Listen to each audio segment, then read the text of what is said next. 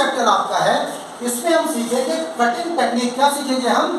Cutting technique. किसी भी पौधे की हम कलम किस प्रकार से बनाते हैं, है ना, कटिंग बनाने के लिए, कलम बनाने के लिए ऐसी कौन कौन सी समस्याएं आती है कि अक्सर आप लोग कलम वगैरह काटते हैं, वो सफल आपकी नहीं होती, सूख जाती है, कहाँ आपसे मिस्टेक होती है? और नर्सरी में जो लोग काम करते हैं उनकी कलम लगभग पूरी सफल हो जाती है। क्या कारण इसका है? तो सबसे महत्वपूर्ण चीजें हैं कि कलम आप किस चीज से काट रहे हो। पहली बात तो आपके पास ये जो आप क्या है, ये सिकेटियर है। क्या है ये?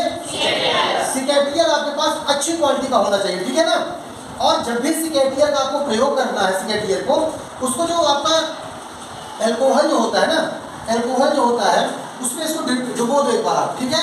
या जो भी आपका क्या आता है, निर्मा वगैरह आता है, उसको घोल बना के एक बार इसको डाल के पोंछ लो अच्छे से, जिससे स्टेरिलाइजेशन हो जाए, ये साफ स्वच्छ एकदम हो जाए, इसमें किसी भी प्रकार के कीटाणु ना रहे, ठीक है ना, इसमें किसी प्रकार के कीटाणु ना रहे। इसके बाद आपको क्या करना है, जिन आपको पता होना चाहिए जैसे कौन कौन से पौधे हैं जिनको हम कलम, जिनकी हम काट के सीधे लगा सकते हैं, ठीक है। आपने क्या किया, तो जैसे मान लो ये आपका शाखा है, क्या है आपकी, किसी पौधे से काट करके आप इसे लेकर के आए, है ना। अब आप क्या करोगे, इस पौधे को पता होना चाहिए कि जो पत्तियां निकलती हैं किसी पौधे की टहनी में, वो गांठ वाले भाग से निकलती है। कहाँ से निकलती हैं? जो गांठ वाला भाग होता है, इंग्लिश में हम उसे क्या कहते हैं, नोड कहते हैं। क्या बोलते हैं? जैसे ये वाला भाग देखोगे, इसको क्या कहेंगे, नोड कहेंगे, गांठ कहेंगे, है ना। यहीं से जड़ निकलती है और उसी जगह से पत्ते निकलेंगे, है ना। अब आपको मालूम कलम काटना है तो कैसे काटोगे, देखो इधर, इसको देखो अच्छे से, आपने इसको क्या किया, ये कट कर दिया, ठीक है ना, शाखाओं को आपने काट दिया, पत्तों को। और जो जैसे ये देखो आप यहाँ गांठ के नीचे से आपने क्या किया, यहाँ ये कट कर दिया, ठीक है। ऊपर से आप क्या करोगे, आप ये कलम की मोटाई होनी चाहिए, पेंसिल के बराबर मोटा तो कलम होना चाहिए, पेंसिल इतनी मोटी होती है, थिकनेस। इसके बाद आप क्या करोगे, इसको लगभग 1 बित्ते के आसपास आपकी कलम होनी चाहिए, ठीक है ना, 8 से 10 सेंटीमीटर के आसपास। और ऊपर से देखो, जैसे ये जगह आपकी होगी, यहाँ गांठ थी, यहाँ से पत्ते निकलेंगे, आप इसको ऊपर वाले भाग से ऐसे ऊपर तिरछा कट मारना है। कैसे कट मारना है? तिरछा, स्लांटिंग कट इसको बोलते हैं। क्या बोलते हैं? ऊपर तिरछा रहेगा, नीचे गोल रहेगा। अब हम जान लें कि ऊपर तिरछा क्यों करते हैं, नीचे गोल क्यों करते हैं। इसका जो मुख्य कारण है, कोई इसका विशेष कारण नहीं, वैसे भी उग जाएगा। जैसे कुछ पौधे ऐसे होते हैं जिनकी कलम जब आप काटते हो तो पता नहीं लगता कि कौन सा भाग ऊपर का है, कौन सा भाग नीचे का, ही आपको समझ में अक्सर नहीं आता है। तो हमें ये बात ध्यान रखना है। जैसे गुलाब की कटिंग काटते हो आप लोग, तो गुलाब में अक्सर आप कंफ्यूज हो जाते हैं कि कौन सा काटने के बाद, जैसे आपने कई कलम काट लिया, लेकिन जब उसको मिट्टी भर करके थैली में डालना है, उसको लगाना है, तो पता नहीं लगता कौन सा ऊपर का भाग है, कौन सा नीचे का भाग है। यदि आपने उल्टा लगा दिया तो पत्ते नहीं आएंगे, है ना। तो आपने ऊपर तिरछा काट लिया आपने।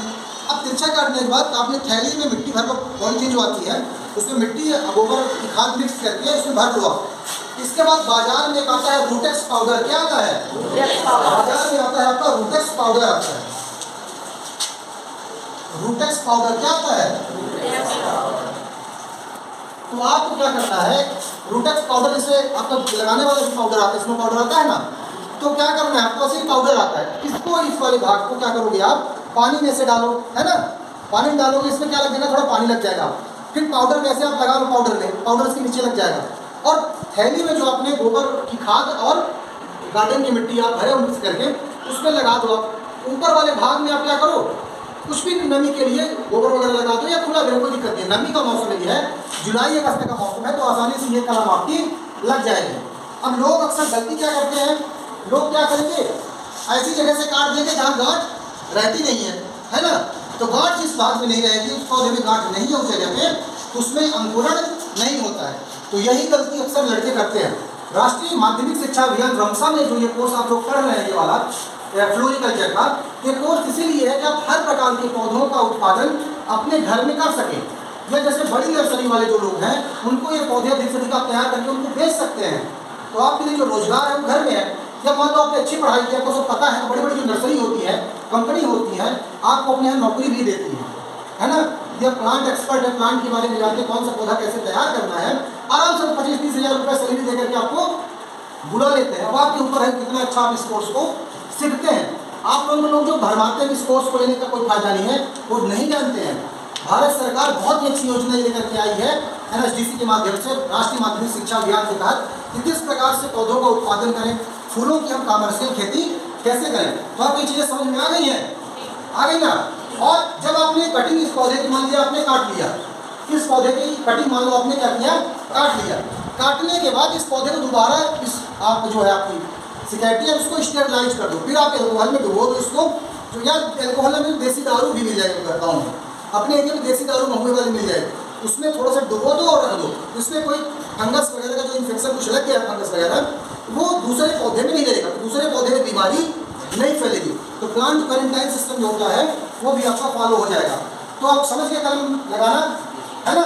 तो ये चीज़ें नहीं आपकी कलम किस प्रकार से हम तैयार करते हैं।